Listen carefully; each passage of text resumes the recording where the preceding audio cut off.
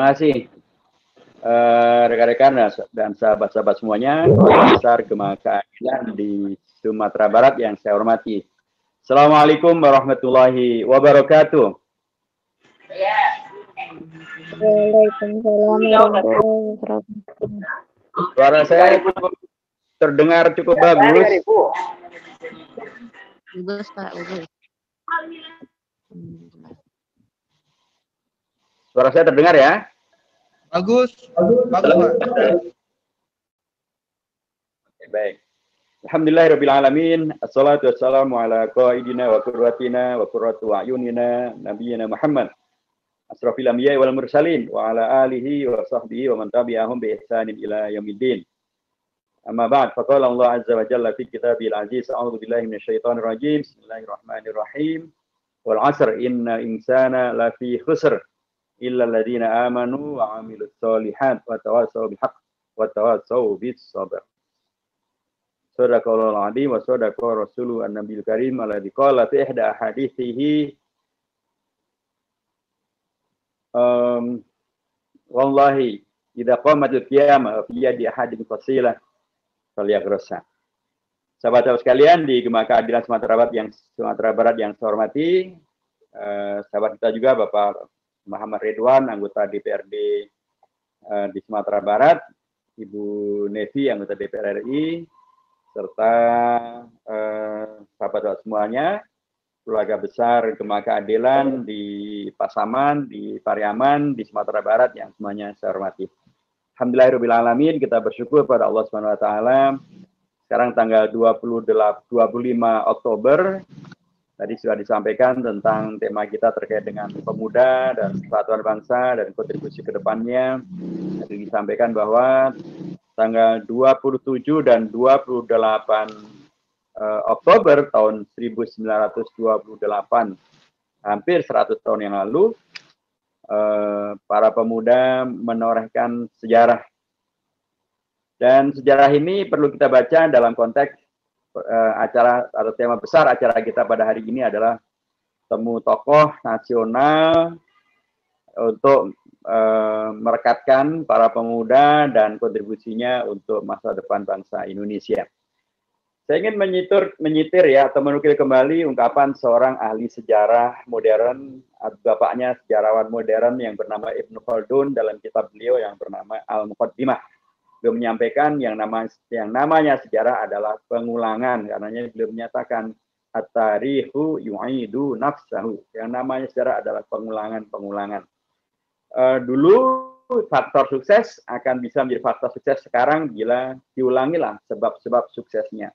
Dulu faktor bisa berperan akan menjadi bisa faktor berperan berikutnya bila faktor-faktornya diulangi. Dulu faktor gagal bisa menjadi faktor gagal sekarang bila faktor-faktornya diulangi. Tentu saja sebagai masyarakat muslim, masyarakat mukmin, masyarakat pemuda, rasional, terpelajar, tentulah kita tidak ingin mengulangi faktor-faktor yang gagal, tapi kita ingin mengulangi faktor-faktor keberhasilan.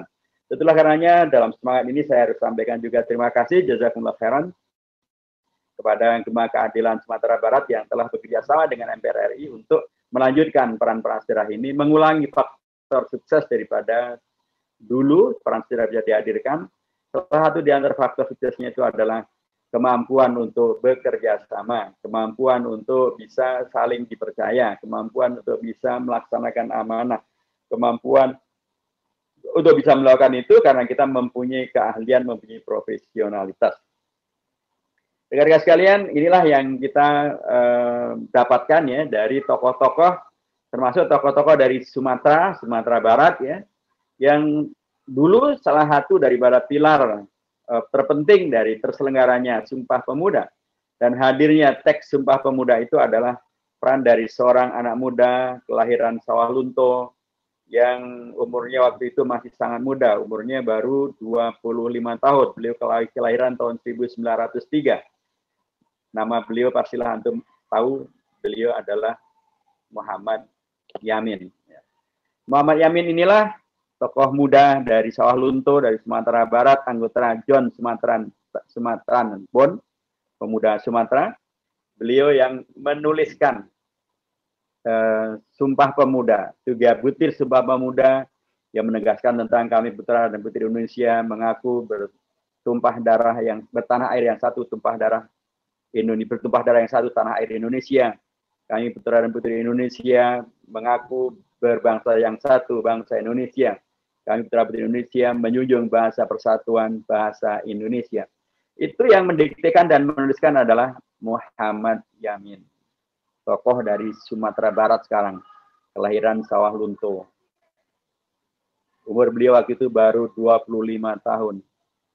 Anda bisa bayangkan, anak muda umur 25 tahun, waktu itu sudah kemudian berani datang ke Batavia, ke Jakarta, untuk berkumpul bersama dengan para pemuda dari tempat-tempat yang lain. Ada Jong Batak, ada Jong Java, ada Jong Celebes, ada Jong Ambon, dan ada dari kaum Betawi, termasuk dari Jong Islamiten Bon, pemuda Islam. Di waktu itu dari sekian banyak organisasi pemuda yang secara tegas menampilkan nama agamanya hanya satu, itulah kaum pemuda Muslim, Jong Islamiten Bon. Di situ ada Mr.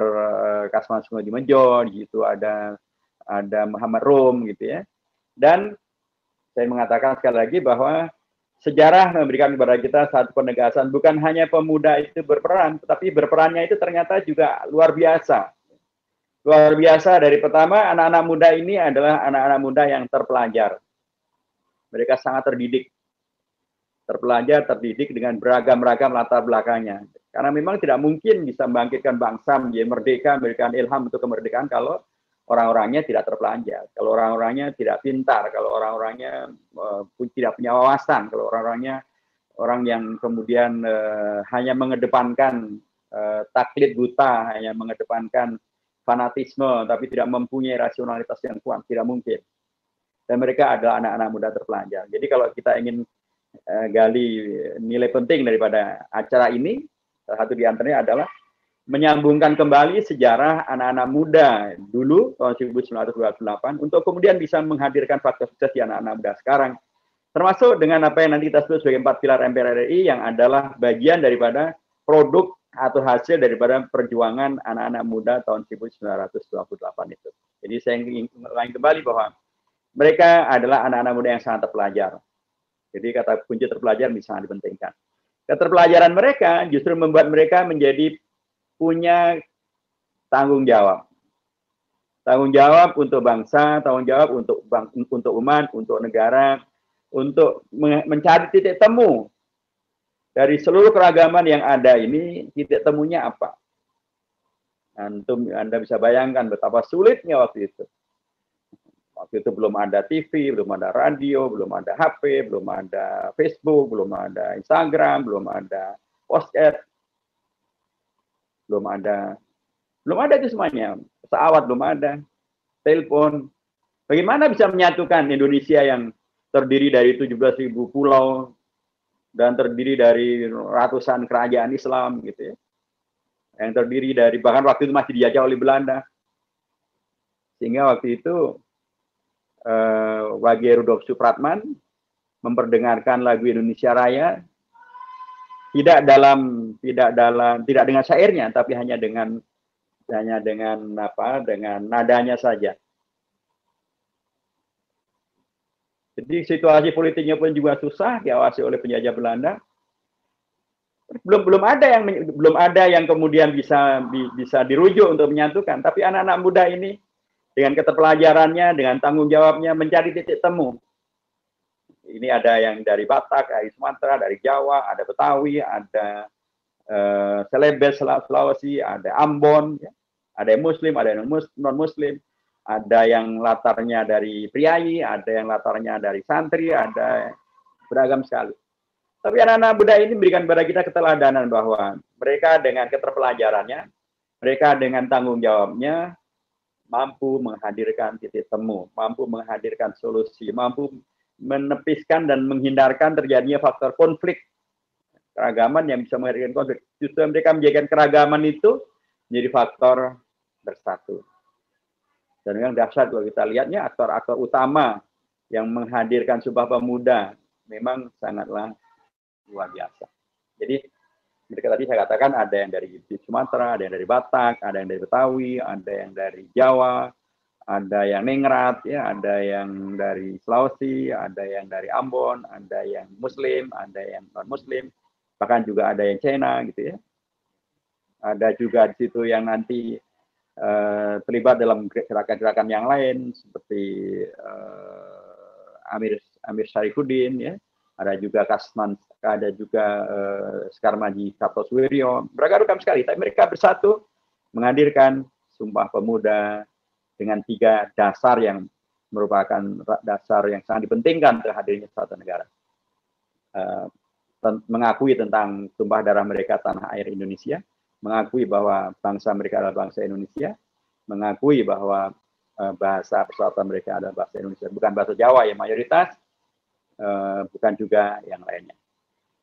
Kita akan lihat nanti ketika Indonesia akan didirikan pada tahun 45, tepatnya melalui PUPK tanggal 29 Mei tahun 1945, banyak dari tokoh-tokoh yang tadi terlibat di dalam Sumpah Pemuda menjadi anggota BPUPK, mempersiapkan Indonesia merdeka. Ada Muhammad Yamin, lagi-lagi ada nanti Mr. Muhammad Rum, lagi-lagi nanti juga ada Mr. Kasman Singondimenjo, dan tokoh-tokoh yang lain. Termasuk juga nanti pertama ada Dr. Andes Muhammad Hatta. Ya. Semuanya kemudian jadi Haji Agus Salim. Ya. Ini ya tokoh-tokoh yang nanti akan mempersiapkan Indonesia merdeka. Kita lihat nanti di dalam Panitia 9, lagi-lagi Muhammad Yamin, lagi-lagi Haji Agus Salim, lagi-lagi Muhammad Hatta, terlibat semuanya. Dan anak muda yang dulu terlibat di dalam pergerakan pada saat Indonesia pada tahun 20-an maupun ketika kemudian Sumpah Pemuda, mereka yang nanti secara berkelanjutan memperjuangkan Indonesia merdeka, dan jadilah kita sekarang mewarisi Indonesia yang merdeka ini. Jadi anak-anak muda ini mereka terpelajar, mereka bertanggung jawab, mereka mencari titik temu, mereka menghadirkan solusi, dan mereka memberikan sumbangsi yang luar biasa untuk menghadirkan pilar-pilar yang kuat untuk Indonesia merdeka. Saya kira ini satu nilai yang amat sangat penting untuk terus kita kembang luaskan, karena tantangan Indonesia ke depan juga menjadi semakin rumit. Ya. Ketika yang akan disebut sebagai dominan nanti adalah menuju Indonesia Emas tahun 2045, yang akan dominan adalah anak-anak muda pada periode sekarang ini. Dulu kan juga tahun 20-an ya, sekarang juga tahun 20-an. Anak-anak muda tahun 20-an inilah yang nanti akan mengisi Indonesia Emas tahun 2045. Karenanya menjadi amat sangat dipentingkan bagaimana kemudian generasi muda sekarang seperti rekan-rekan sekalian generasi Gemah Keadilan, bagaimana menyegarkan kembali ingatan sejarah ini dan sekaligus mengambil ibrah, mengambil pelajaran dari para tokoh muda, aktor-aktor utama daripada Sumpah Pemuda, dan kemudian aktor utama menghadirkan Indonesia merdeka. Bagaimana itu dipahami dengan baik, dikokoh kuatkan, diinternalisasi, sehingga kemudian menghadirkan kemauan, keberanian untuk berperan serta untuk kemudian menjaga dan melanjutkan Indonesia merdeka ini sampai kemudian bisa kita wariskan nanti ketika akan terjadi yang disebut sebagai satu abad Indonesia merdeka, Indonesia Emas tahun 2045. Nah, ini sangat dipentingkan tadi saya katakan, karena dalam perjalanan menuju kepada 2045 ternyata kalau dari dulu tahun 1928 menuju tahun 1945, yang terjadi justru semakin menguatnya anak-anak muda ini kemudian berinteraksi dan kemudian mempersiapkan diri, dan jadilah mereka tokoh-tokoh yang hebat yang kemudian menghadirkan Indonesia merdeka. Justru yang kita dapatkan sekarang ini adalah banyak hal yang mengkhawatirkan. Ya. Menuju 2045, banyak hal yang mengkhawatirkan. Ya. Ada yang kemudian mencoba mengaburkan Pancasila. Ya. Menjadi Trisila, menjadi Ekasila. Ada yang kemudian tidak mementingkan ketuhanan yang Maha Esa, sehingga karenanya ditaruh di nomor 3, ketuhanan yang berkebudayaan. Dan atau hanya ditaruh dalam bentuk ketuhanan yang berdasarkan kepada kemanusiaan yang adil dan beradab. Itu juga penyimpangan lagi. Ada juga yang hanya menyebutnya sebagai ketuhanan saja, jadi tidak dipentingkan yang Maha Esa. Padahal dalam konteks umat Islam, pengorbanan terbesar menghadirkan perubahan dari Piagam Jakarta menjadi ketuhanan yang Maha Esa, itu dengan sebuah penegasan bahwa yang dimaksudkan dengan Yang Maha Esa adalah tauhid, adalah akidah. Jadi kata-kata Yang Maha Esa bukan kata-kata sembarangan. Dia dihadirkan dengan sebuah penjelasan. Karenanya ketika hanya kemudian ada yang mengajukan rancangan undang-undang tentang HIP dan kemudian mengaburkan Pancasila menjadi ketuhanan yang Maha Esa dirubah menjadi ketuhanan saja, itu jelas ada sebuah penyimpangan sejarah. Jadi kondisi-kondisi semacam ini sudah semakin terjadi. Ketika dulu PKI melakukan 2 kali pemberontakan, tahun 45 dan tahun 48 dan tahun 65, dan umat Islam berada di garda terdepan, anak-anak muda dari GP Ansor, dari Kokam Muhammadiyah, dari pesantren, ya, dari para kiai, para ulama dengan TNI, berada di garda terdepan mengalahkan pemberontakan PKI ini, dan kemudian menghadirkan TAP MPRS nomor 25 tahun 66 yang menyatakan tentang PKI sebagai partai terlarang, bahwa komunisme, marxisme, leninisme sebagai ideologi yang terlarang dan tidak boleh disebarluaskan. Maka belakangan malah justru ada yang menyebutkan agar negara minta maaf kepada PKI. Tentu ini penyimpangan sejarah, bahwa PKI dianggap sebagai korban, bukan sebagai aktor, padahal mereka juga yang menghadirkan kekacauan di Sumatera Barat juga, gitu. Ada yang kemudian bahkan mencoba untuk mencabut TAP MPRS nomor 25 tahun 66, tapi semuanya gagal. Dan ketika kemudian ada yang tidak mau menyebutkan TAP MPRS ini di dalam rancangan undang-undang HIP dan kemudian diprotes oleh publik, ya, termasuk PKS menolak, PKS menuntut agar itu dimasukkan, gitu ya, menolak ketika tidak dimasukkan. Dan ormas-ormas Islam, ormas-ormas non-Islam, pemuda Pancasila dan lain sebagainya, barulah kemudian itu dimasukkan kembali. Tetapi bahwa ini kemudian tidak mau dimasukkan sejak dari awal, itu indikasi adanya upaya untuk orang lupa dengan adanya TAP MPRS nomor 25 tahun 66 itu. Ya, ada upaya untuk pengaburan-pengaburan, dan bahkan ada yang mengusulkan agar tidak perlu lagi belajar tentang sejarah, tidak perlu belajar tentang tidak perlu ada pelajaran agama dan tidak perlu ada pelajaran sejarah. Ini juga amat sangat membahayakan kalau anak-anak muda tidak kenal tentang sejarah, ya dengan mudah nanti akan diisi dengan beragam hal yang semua gue akan diisikan, mungkin liberalisme, mungkin hedonisme, mungkin materialisme, mungkin beragam nilai-nilai yang tidak sesuai dengan cita-cita Indonesia merdeka dulu. Apalagi kalau pelajaran agama dihilangkan, karena ada pelajaran agama saja masih begini rupa, banyak masalah. Apalagi kalau sampai negara tidak melaksanakan kewajibannya, melaksanakan pelajaran agama, akan jadi apa Indonesia kita ini?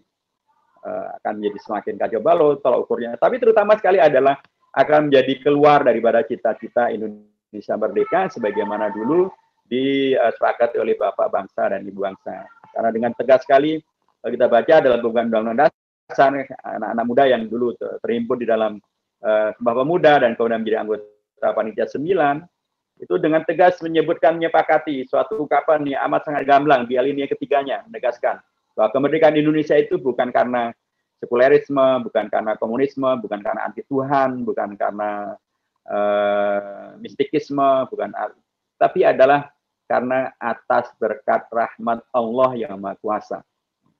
Jadi pengakuan bahwa kemerdekaan Indonesia itu adalah atas berkat rahmat Allah yang Maha Kuasa, pastilah di situ ada nilai keagamaannya, ada nilai religiositasnya, ada nilai keislamannya yang sangat kokoh dan kuat.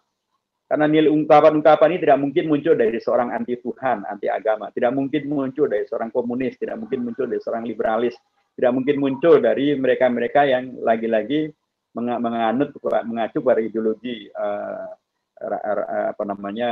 liberalisme maupun juga sekulerisme. Tidak, pasti ideologinya adalah ideologi bahwa kita adalah manusia yang religius dan karenanya menghadirkan. Jadi kalau kemudian semangat agama dihilangkan, pelajaran agama dihilangkan, kita tidak mengenal religiusitas, ya tadi tidak mungkin akan ada sejarah yang kemudian tidak mungkin akan ada nilai-nilai keagamaan yang demikian luar biasa menghiasi pembukaan Undang-Undang Dasar dan menjadi spirit besar hadirnya Pancasila, Undang-Undang Dasar 45 dan lain sebagainya.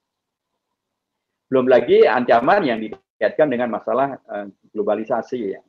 Sekarang ini dengan adanya COVID-19, banyak orang mengkhawatirkan ini bukan sekedar pandemi, tapi ini jangan-jangan adalah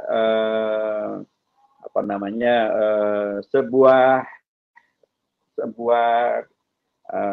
kondisi yang memang disengaja menyebar luas pada tingkat internasional sehingga menghadirkan tragedi pada tingkat internasional. Ya. Kemudian terjadinya pemanasan global yang mengkhawatirkan akan masa depan dunia.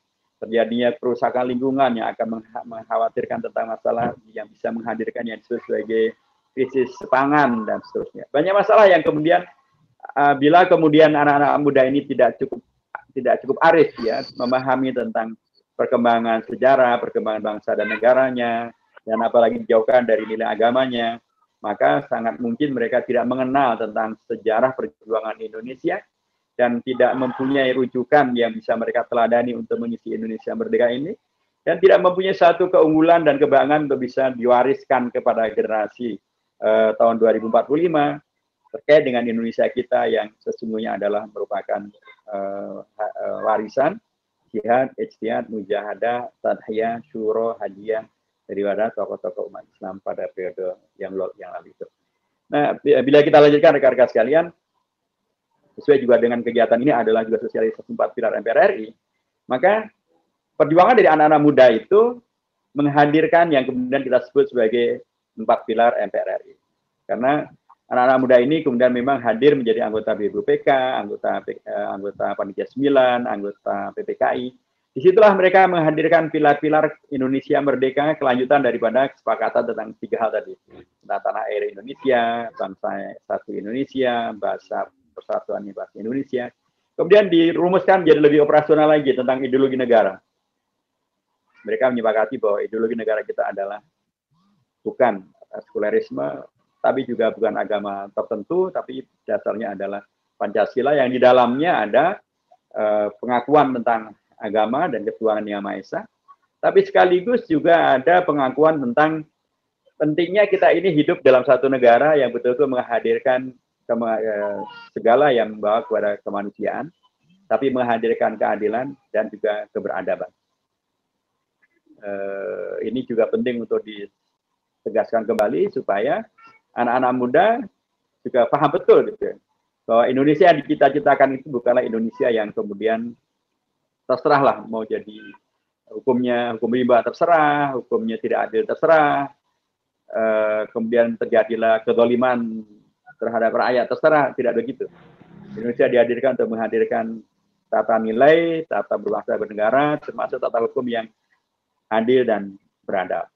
Sehingga kalau ada misalnya perilaku-perilaku yang tidak adil dan tidak beradab, ya sudah menjadi hak dari rakyat Indonesia untuk mengingatkan, untuk mengkoreksi, supaya semuanya kembali pada cita-cita Indonesia merdeka, kepada Pancasila, yang itu semuanya adalah ajaran daripada para tokoh-tokoh bangsa yang sebagiannya adalah juga tokoh-tokoh dari Sumatera Barat. Tentu saja ketika kita mengingatkan bagaimana anak-anak muda dulu tahun 28 berkumpul dan kemudian bisa menghadirkan kesepakatan itu, tentu dilakukanlah proses mengingatkan itu dengan cara-cara yang rasional, dengan cara-cara yang bermartabat, dengan cara-cara yang intelektual, ya, dengan cara-cara yang solutif, dengan cara-cara yang kemudian menghadirkan solusi dari masalah yang kita hendaki. Karena memang tidaklah mungkin kita ingin merubah sesuatu menjadi lebih baik atau menjadi sesuatu yang menghadirkan keadilan, kebudayaan, keberadaban. Kalau yang kita lakukan adalah tindakan-tindakan yang tidak adil, yang kita sampaikan adalah tindakan-tindakan yang tidak beradab. Ya alih-alih bisa menghadirkan ya manusia yang adil dan beradab, mungkin malah akan memunculkan reaksi yang juga semakin tidak manusiawi, tidak adil dan tidak beradab. Jadi para tokoh bangsa kita sebenarnya memberikan kepada kita sebuah keteladanan yang luar biasa, bahwa menghadirkan yang manusiawi, yang adil dan beradab, itu pun dilakukan dengan cara-cara yang manusiawi, yang adil, yang juga beradab. Tentang sila ketiganya tentang persatuan Indonesia. Ini satu hal yang juga sekali lagi diberikan contohnya secara konkret ya oleh para tokoh-tokoh bangsa itu. Sejak tadi para pemuda pada peristiwa Sumpah Pemuda, tadi saya katakan mereka beragam sekali, tapi mereka bisa bersatu. Bhinneka Tunggal Ika juga. Mereka beragam-ragam, dihormatilah keragaman-keragaman itu, didengarkanlah keragaman itu, diberikanlah ruang keragaman itu, tapi orientasinya adalah keragaman itu tidak untuk menghadirkan konflik. Keragaman itu tidak untuk mencari-cari kesalahan, mencari-cari kelemahan, atau untuk kemudian gagah-gagahan. Tidak. Tapi keragaman itu dihadirkan untuk, kalau dalam bahasa Al-Qur'annya, li ta'arufu inna akramakum indallahi atqakum. Untuk menghadirkan ta'aruf, saling mengenali potensinya, saling mengenali keunggulannya, supaya kemudian kita bisa menghadirkan semangat, menghadirkan ini semuanya pijakan untuk menjadi lebih baik, lebih unggul. Demikianlah. Jadi ketika kita berbicara tentang persatuan Indonesia, karenanya kita sedang bicara tentang bagaimana anak-anak muda dulu memberikan keteladanan tentang keragaman-keragaman itu, ragam suku, ragam budaya, ragam partai politik, ragam ormas, ragam agama, ragam latar belakang daerah, ragam latar belakang organisasi, afiliasi politik, itu tidak membuat mereka menjadi konflik. Justru membuat mereka menjadi bersatu. Itulah persatuan Indonesia. Jadi mereka berikan kepada kita contoh yang begitu dahsyat. Keragaman yang waktu itu pasti lebih rumit daripada yang didapatkan sekarang. Kalau sekarang ini keragaman relatif sudah lebih mudah untuk didekatkan karena begitu banyak faktor yang buat kita bisa menjadi dekat, dan apalagi kita sudah berada di satu negara NKRI. Maka menjadi amat sangat aneh bin ajaib kalau laki-laki, kalau perempuan ya anehnya binti ajaib gitu ya. Aneh bin ajaib kalau kemudian dalam kondisi yang sudah menyatu ini, kemudian malah justru ada yang dibayari menjadi buzzer untuk memecah belah anak bangsa. Ada yang kemudian orientasinya justru memecah dan bukan mencari titik temu. Ya. Ada orientasinya menghadirkan perilaku ketidakadilan justru untuk memecah agar pecahlah bangsa Indonesia. Memang banyak pihak asing ya yang menginginkan Indonesia tidak bersatu. Karena kalau Indonesia ini bersatu, kokoh dan kuat, maka agenda-agenda mereka untuk melanjutkan penjajahan di Indonesia tidak bisa berjalan. Agenda-agenda mereka untuk menjadikan Indonesia sebagai pasar vaksin misalnya tidak bisa berjalan. Karena terus saja dibuat cara untuk agar kita gaduh, agar kita konflik, agar kita pecah, agar kita tidak bersatu. Itu adalah agenda neokolonialisme, begitu kata Bung Karno. Karenanya dengan Sumpah Pemuda, dengan sosialisasi 4 pilar MPRI ini, kita segarkan kembali tentang ingatan sejarah bagaimana dulu tokoh-tokoh muda, bawa bangsa, mereka beragam sekali, tapi mereka justru menyatukan diri, menyatukan untuk menghadirkan Indonesia yang bersatu. Ini yang penting untuk terus selalu kita pegang, sehingga kalau ada upaya untuk memecah belah, menghadirkan konflik, fitnah dan lain sebagainya, jangan ikut-ikutan menyebarkan hoax.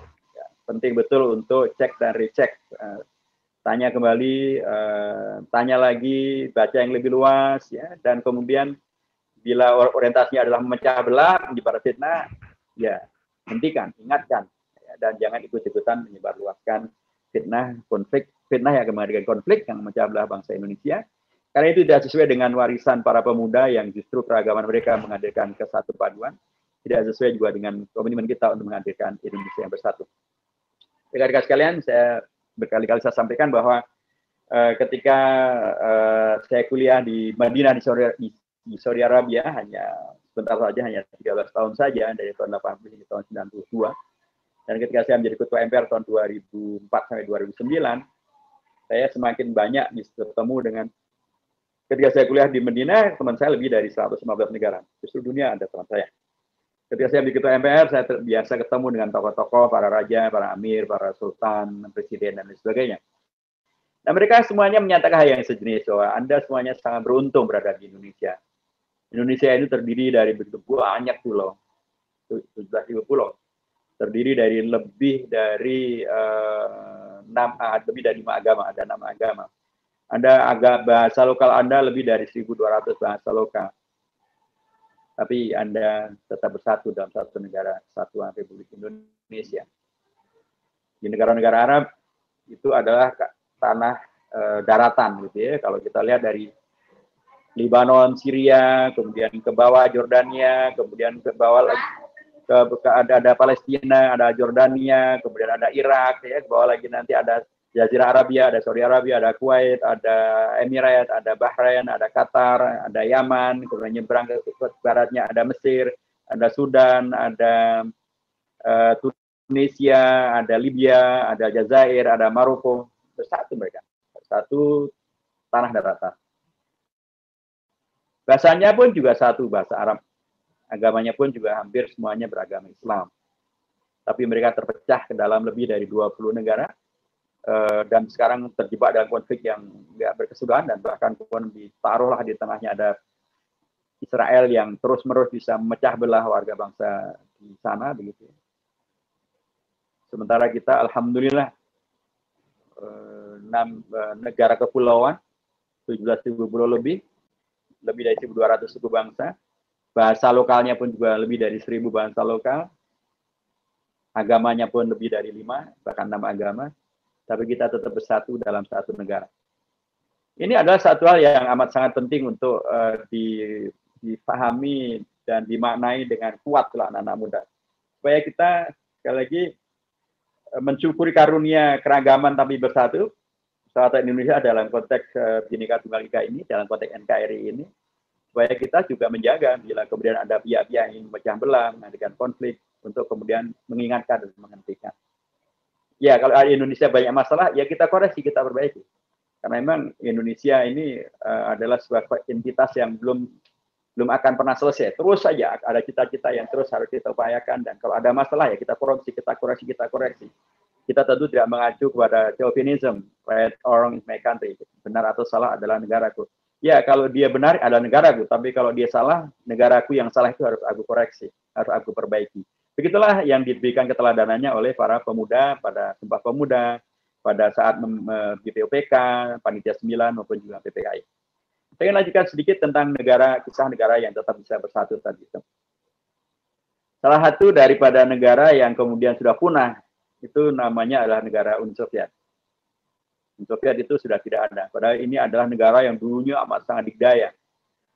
Ekonominya sangat kuat, kemudian pun juga teknologi perangnya juga sangat kuat, gitu ya, dan kemudian intelijennya juga sangat kuat. Mereka adalah negara daratan.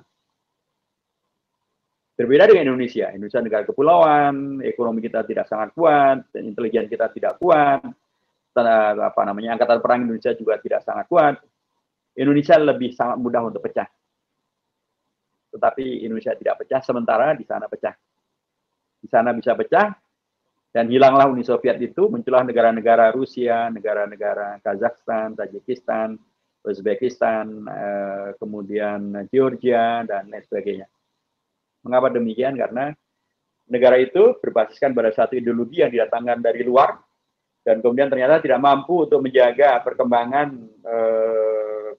dan tantangan dalam negeri ketika presidennya Mikhail Gorbachev mengeluarkan sebuah ide tentang glasnost dan perestroika. Uni Soviet menjadi pecah. Indonesia ada reformasi, ada pemberontakan PKI, ada beragam masalah-masalah yang dilalui, tapi Indonesia tidak pecah. Padahal Indonesia potensi lebih pecahnya lebih kuat. Karena tadi keragaman suku, keragaman budaya, keragaman bahasa, keragaman agama, daerah kepulauan, tapi kita tetap bersatu. Dan ini penting untuk tetap jaga, karena kalaupun misalnya Uni Soviet pecah, itu tidak menghadirkan konflik yang berkepanjangan dan tidak menghadirkan konflik horizontal. Mengapa? Karena diantaranya adalah karena suku-suku yang tadinya membentuk negara Rusia itu masih berada di tempatnya masing-masing. Suku bangsa Rusia masih ada di Rusia, berdirilah tetap negara Rusia. Suku bangsa Tajik tetap di Tajikistan.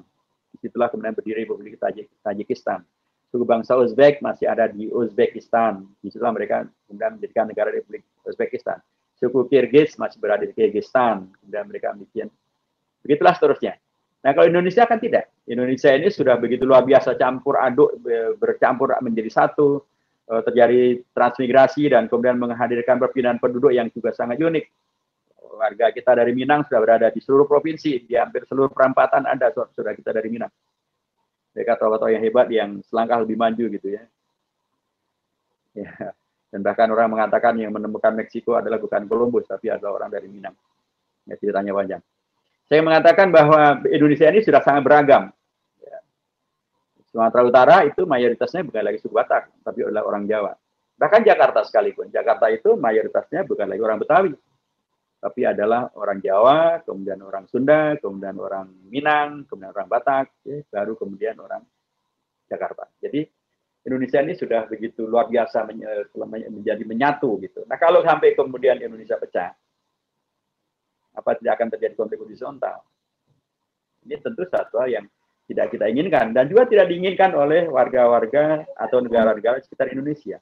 Singapura tidak ingin Indonesia pecah, Malaysia tidak ingin Indonesia pecah, Australia tidak ingin Indonesia pecah. Kalau sampai pecah, dampaknya bisa melebar kemana-mana dan itu tidak menguntungkan siapapun. Menjadi sangat dipentingkan bagi kita semuanya untuk menjaga dan memastikan Indonesia ini tetap bersatu padu dalam NKRI, Bhinneka Tunggal Ika kita yang akan menguatkan ke-NKRI-an kita. Ini ketika kita bicara dalam konteks sejarah, kita sekali lagi mendapatkan pencerahan. Dulu yang menghadirkan Pancasila dengan Indonesia Merdekanya, menghadirkan Undang-Undang Dasar 45 dengan NKRI-nya, yang menghadirkan semboyan Bhinneka Tunggal Ika, itu yang memulainya adalah anak-anak muda. Anak-anak muda yang beragam suku, beragam agama, beragam organisasi, beragam profesi, beragam latar pendidikan, umur mereka masih 25 tahunan, masih sangat muda sekali, tapi mereka bisa menyelamatkan cita-cita mereka, menghadirkan Indonesia merdeka. Keragaman itu tidak buat mereka konflik, tapi buat mereka bersatu. Keragaman itu tidak buat mereka menjadi egoistik, tapi justru membuat mereka menjadi berkontribusi, berfasta bil khairat, menghadirkan yang lebih unggul untuk Indonesia, dan jadilah Indonesia merdeka. Dan memang Pancasilanya Pancasila menjadi ideologi yang dari dalam, yang muncul dari dalam, berbeda dengan komunisme yang Uni Soviet tadi itu yang datang dari luar dan kemudian bisa tidak memberikan landasan yang kuat untuk kemudian bangsa terselamatkan dari isu-isu yang ada. Pancasila karena muncul dari dalam sendiri, digali oleh Bung Hatta, dibahas oleh Bung Hatta, oleh Muhammad Yamin, oleh Agus Salim, bersama tokoh-tokoh Soekarno, Ahmad Subarjo, Mitra Maramis, kemudian tokoh-tokoh umat Islam, ada Kiai Haji Mutakir, Kiai Haji Wahid Hashim, Haji Abi Kusno Cokrosioso, dan lain sebagainya. Itu Pancasilanya. Ya, sila keempat, sila kelima, satu bagian daripada yang kita maknai dalam konteks bagaimana dia bisa kita laksanakan sebagai bagian daripada yang menjaga dan memberikan ruang bagi anak-anak muda untuk berkontribusi. Kalau kita bicara tentang kerakyatan yang dipimpin oleh hikmat bijaksana dan pemersatu perwakilan, itu sesungguhnya ungkapan umum yang sekaligus memberikan ruang bagi siapapun, termasuk anak-anak muda, dari suku apapun, dari agama manapun, dari organisasi apapun, untuk terlibat menghadirkan Indonesia yang merdeka dan dimerdekakan itu. Dengan cara apa? Dengan cara kepedulian, permusyawaratan, memberikan hikmah yang terbesar, menghadirkan kontribusi yang terbaik, supaya kita bisa buat keputusan yang terbaik. Kalau bicara tentang keadilan sosial bagi rakyat Indonesia juga demikian semuanya. Ini ada sekali lagi adalah ruang di mana negara hadir dan harus hadir untuk peduli kepada seluruh warga bangsa Indonesia, termasuk kepada anak-anak mudanya, termasuk dari sisi keadilan sosialnya. Karena yang perlu mendapatkan keadilan sosial bukan hanya para lansia, bukan hanya anak-anak, bukan hanya kaum ibu, tapi juga anak-anak muda sekalipun. Mereka semuanya perlu dan berhak untuk mendapatkannya. Dan karenanya bila kemudian ada terjadi kondisi-kondisi yang serasa anak-anak muda dipinggirkan, tidak mendapatkan keadilan sosial yang semestinya, Indonesia memberikan ruang untuk kemudian anak-anak muda berkontribusi, mengingatkan, mengkoreksi, supaya kemudian perjalanan bangsa kita berada di jalur yang benar, jalur yang baik, sehingga kemudian bisa terus menuju merealisasikan cita-cita Indonesia merdeka, supaya Indonesia ini bisa kita jaga, bisa kita wariskan kepada generasi muda yang akan datang, yang akan mengisi Indonesia emas di tahun 2045.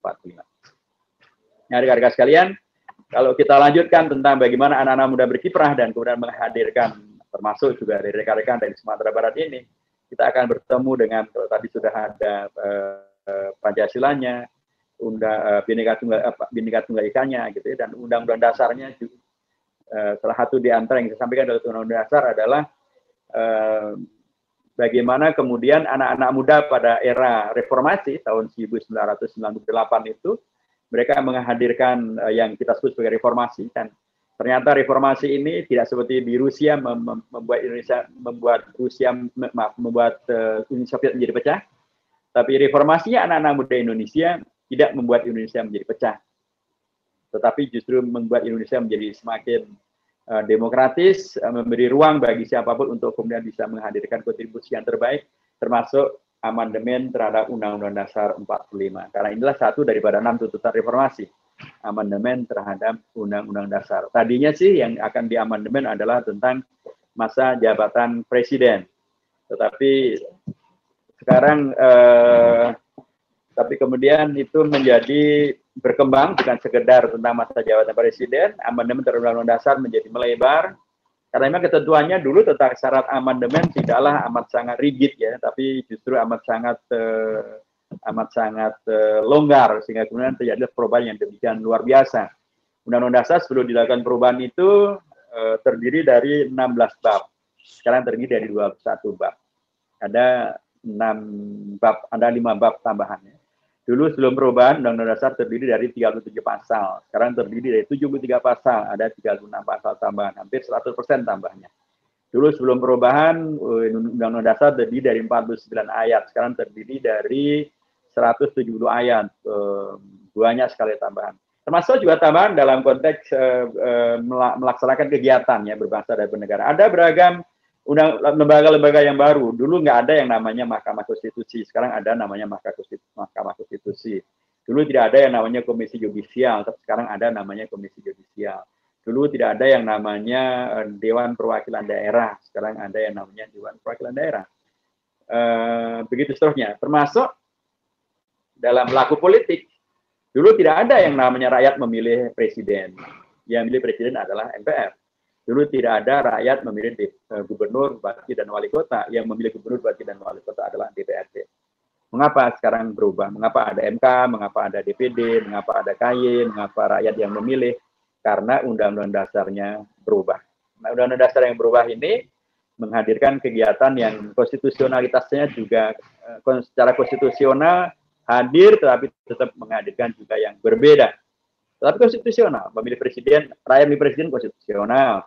Di pasal 6A ayat 1 dan ayat 2. Kemudian rakyat memilih gubernur, bupati, dan wali kota konstitusional. Itu ada ketentuan pasal 18 ayat 4. Dan MK konstitusional untuk mengurusi tentang judicial review. Karena itu ketentuan di pasal 24.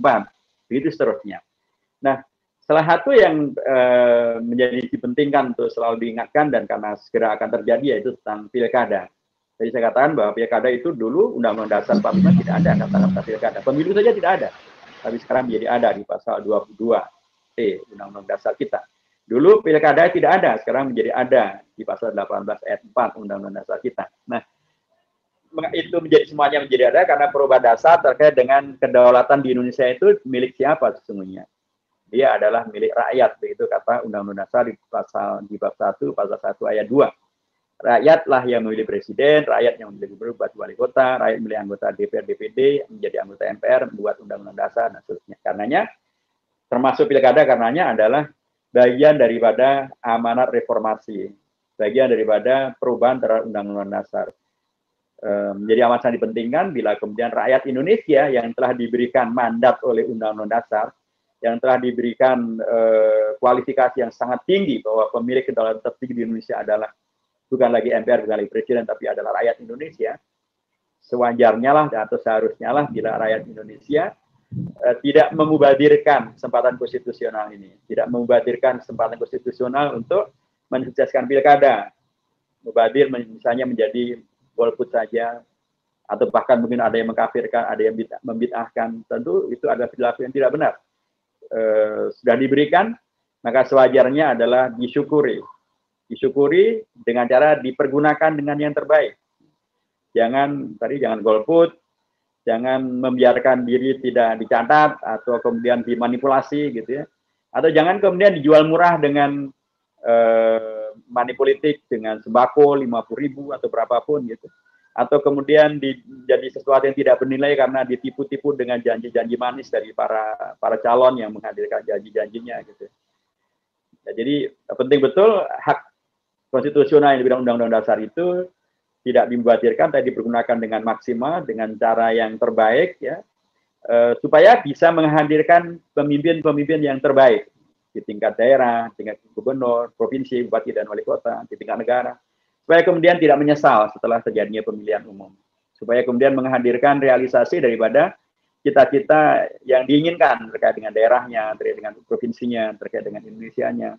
Sebab yang mereka yang terpilih adalah ya sesungguhnya merupakan penginjauan daripada cita-cita rakyat yang akan memilih. Jadi dalam pilkada sekali lagi saya ingatkan agar rakyat jangan rakyat hendaknya mensukseskan pilkada ini dengan cara jangan memubadirkan, jangan membiarkan kemudian dia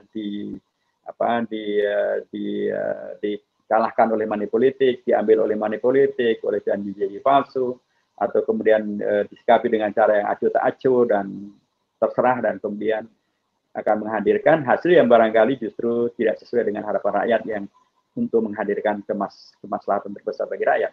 Tapi juga saya ingatkan bahwa karena pilkada kali ini adalah sangat terkait dengan atau masih sangat erat dengan peristiwa global yaitu pandemi COVID-19 dan Indonesia menyatakan diri sebagai ini adalah darurat kesehatan nasional. Berapa kali sudah diingatkan, maksud saya dulu juga mengingatkan agar sebaiknya pilkada ini ditunda dulu karena masih ada COVID-19, keselamatan rakyat nomor 1. Tetapi pemerintah dan kemudian bersama dengan DPR mengkaji masalah ini, dan kemudian setelah diundurkan dari September ke Desember, kata mereka tidak bisa lagi diundurkan lagi, sehingga kemudian tetap dilaksanakan di bulan Desember. Maka sangat penting untuk semua pihak, ya, apakah itu kandidat, apakah itu partai pengusung, apakah itu KPU, KPUD, ya, Panwaslu, termasuk juga rakyat sendiri, penting betul untuk semuanya saling menjaga dan saling mengingatkan, saling memastikan. Jangan sampai kemudian pilkada menjadi klaster baru penyebaran COVID-19. Sebab ya kita tahulah dampak dari COVID-19 yang sangat dahsyat ini, dampak di ekonominya, kesehatannya, sosialnya, dan dampak-dampak yang lain yang sangat banyak, termasuk juga dampak beragamanya. Kita tidak ingin ini kemudian menjadi semakin runyam akibat daripada pilkada yang tidak dijaga, yang tidak diawasi, yang tidak dihati-hati, dan kemudian menghadirkan klaster yang baru. Jadi amanat dari Undang-Undang Dasar yang telah berubah yang menghadirkan ketentuan yang baru, yaitu pemilihan kepala daerah oleh rakyat, hendaknya betul-betul dijadikan sebagai sarana untuk mensehatkan rakyat. Jangan malah membuat rakyat jadi sakit, ya, dengan COVID-19 maupun juga dengan hasil pemilu yang tidak baik karena dilakukannya terjadinya manipulasi, manipolitik, terjadinya rakyat yang acuh tak acuh, dan lain sebagainya. Jadi pilkada saya berharap adalah sesuatu yang kemudian merealisasikan cita-cita reformasi, yaitu menghadirkan keunggulan-keunggulan bagi bangsa Indonesia melalui peran serta rakyat yang bertanggung jawab untuk kemudian menghadirkan Indonesia yang berkeunggulan. Yang terakhir sekali, rekan-rekan sekalian, tentu kaitannya dengan masalah NKRI. Saya sering mengatakan ini dipentingkan karena kita berada di Sumatera Barat. Inilah kawasan yang menghadirkan dua aktor besar yang kemudian menyelamatkan Indonesia kembali menjadi NKRI. Karena dulu cita-cita Indonesia merdeka memang ada untuk menjadi NKRI. Itulah yang disepakati oleh Bapak Bangsa, Ibu Bangsa pada tanggal 18 Agustus tahun 1945, yang kemudian dituangkan di dalam Undang-Undang Dasar 45 di bab 1 pasal 1 ayat 1. Tapi Belanda tidak suka dengan Indonesia merdeka menjadi NKRI, karena diganggulah Indonesia, diseranglah Jakarta, dan kemudian ibu kotanya dipindah ke Yogyakarta. Sampailah kemudian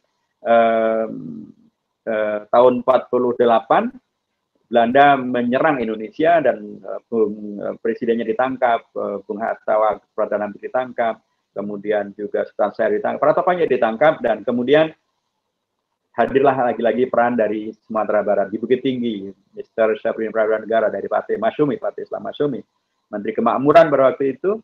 Beliau menerima telegram dari A.R. Baswedan yang diperintahkan oleh Bung Karno untuk menyelamatkan Indonesia, dan kemudian diproklamasikanlah pemerintahan darurat Indonesia dari Bukit Tinggi.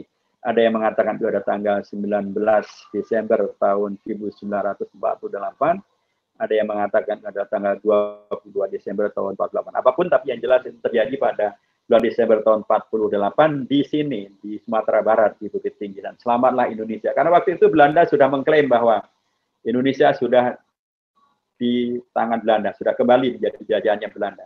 Tapi dengan diproklamasikannya PDRI, Pemerintahan Darurat Indonesia, oleh Mr. Syafrin Pradana Negara, oleh Mr. Teuku Muhammad Hasan dari Bukit Tinggi, dari Sumatera Barat sekarang ini, maka Indonesia menjadi selamat. Ini sebuah pelajaran sejarah yang sangat dipentingkan, bahwa Sumatera Barat mempunyai peran yang sangat luar biasa untuk menyelamatkan Indonesia. Lanjut, ini belum selesai. Karena Belanda tidak cukup hanya dengan menguasai Yogyakarta, ibu kota Indonesia pada waktu itu, dan menahan presiden dan wakil presiden dan perdana menteri, tapi bahkan kemudian merubah Indonesia menjadi Republik Indonesia Serikat, bukan lagi NKRI. Melalui konferensi meja bundar di Den Haag, dideklarasikanlah tanggal 27 Desember tahun 1949 bahwa Belanda hanya mengakui Indonesia merdeka itu bukan NKRI, tapi dalam bentuk Republik Indonesia Serikat. Republik Indonesia Serikat itu Indonesia dibelah ke dalam 16 negara serikat. Ada negara Sumatera Timur, ada negara Pasundan, ada negara Madura, ada negara Indonesia Timur, dan seterusnya. Dan ada namanya negara Republik Indonesia. Dari Republik Indonesia hanyalah satu bagian dari 16 negara serikat. Undang-Undang Dasar juga dirubah menjadi Undang-Undang Dasar RIS, Republik Indonesia Serikat. Nah, pada waktu itu presiden dari RIS adalah Bung Karno, perdana menterinya adalah Bung Hatta. Indonesia sudah terbelah, bukan lagi menjadi NKRI sebagaimana cita-citakan. Sampainya seorang pemuda, seorang santri, seorang pimpinan ormas Islam, seorang pimpinan partai Islam, seorang pimpinan fraksi Partai Masyumi di parlemen, di DPR Indonesia Serikat. Beliau setelah berkeliling, bertemu dengan banyak tokoh, berjumpa juga dengan partai-partai dari beragam partai, dari yang paling kanan hingga yang paling kiri, masuk partai Katolik, partai Kristen, dan lain sebagainya. Kemudian beliau memproklamasi, beliau membidatokan sebuah pidato yang disebut dengan Mosi Integra pada tanggal 3 April tahun 1950. Yang intinya adalah beliau ingin dia mengusulkan agar Indonesia kembali kepada cita-cita Indonesia merdeka. Jadilah menjadi NKRI. Nah, pidato beliau itu luar biasa, mendapatkan sambutan yang sangat positif dari Perdana Menteri RIS. Siapakah beliau? Beliau adalah tokoh yang lain dari Minang, bernama Dr. Andes Muhammad Hatta. Jadi ini sama Minang, kemudian saling menerima, dan diterimalah usulan ini disampaikan kepada Bung Karno sebagai presiden, dan Bung Karno pun juga menyetujui, sehingga pada tanggal 17 Agustus tahun 1950 diproklamasikanlah Indonesia menjadi NKRI. Dan kemudian Muhammad Natsir ditunjuk sebagai Perdana Menteri pertama pada era NKRI. Jadi kalau kita sekarang bicara anak-anak muda meneriakkan slogan NKRI harga mati, harus paham bahwa yang menjadikan Indonesia menjadi NKRI itu adalah perjuangan anak muda, santri, tokoh partai Islam, tokoh ormas Islam, dari Minang namanya Muhammad Natsir, yang kemudian didukung dan disetujui oleh tokoh dari Minang yang lain, Muhammad Hatta, yang kemudian didukung oleh Presiden Indonesia, yaitu Bung Karno. Muhammad Hatta adalah Perdana Menteri RIS pada waktu itu. Nah, karenanya menjadi sangat aneh bila dalam pemahaman sejarah yang konkret semacam ini masih ada yang kemudian mengatakan bahwa NKRI harga mati, tapi umat Islam dicurigai, umat Islam dilecehkan, tidak diberikan penghargaan yang benar. Saya mengatakan yang melakukan begitu pastilah Pancasila, NKRI-nya masih mu'alaf. Dia mu'alaf NKRI, dia tidak paham tentang sejarah umat Islam dan relasinya dengan menghadirkan NKRI. Nah, rekan-rekan sekalian, bila demikianlah halnya, Sumpah Pemuda, Pancasila, Undang-Undang Dasar 45, Bhinneka Tunggal Ika, NKRI, Indonesia Merdeka ini adalah warisan sejarah, warisan jihad, ijtihad, mujahadah, tadhiyah, pengorbanan, syuro, musyawarah, hadiah dari umat Islam dan para pemuda yang beragam-ragam itu untuk Indonesia, untuk kita semuanya, untuk Anda semuanya, untuk difahami, diinternalisasi, sehingga kemudian bila ada pihak yang ingin melencengkannya menjadi Trisila, menjadi Kasila, menjadi Pancasila, menjadi menghadirkan kembali PKI, komunisme, membiarkan terjadi liberalisme, kemudian terjadilah Indonesia yang tidak lagi berdaulat.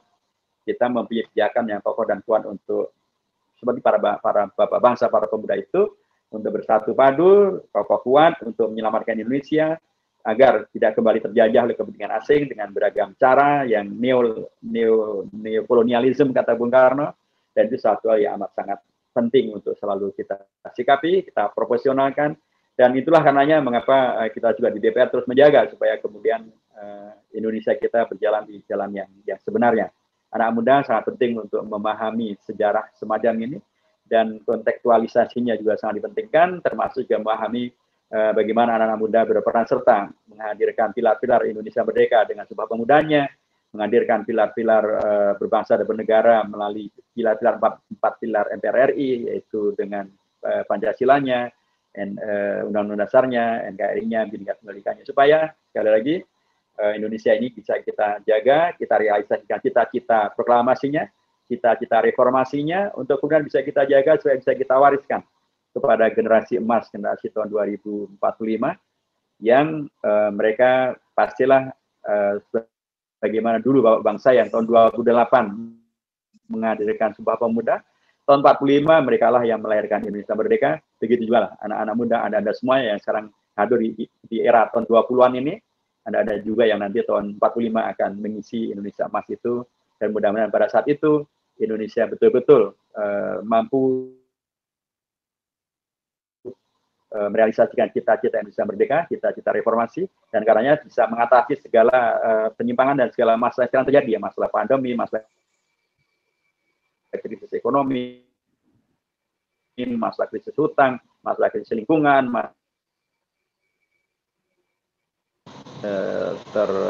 terselamatkan dengan yang terbaik. Saya kira demikian rekan-rekan sekalian, mudah-mudahan ada manfaatnya.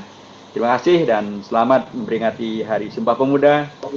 Majulah pemuda Indonesia. Ya. Assalamualaikum warahmatullahi wabarakatuh.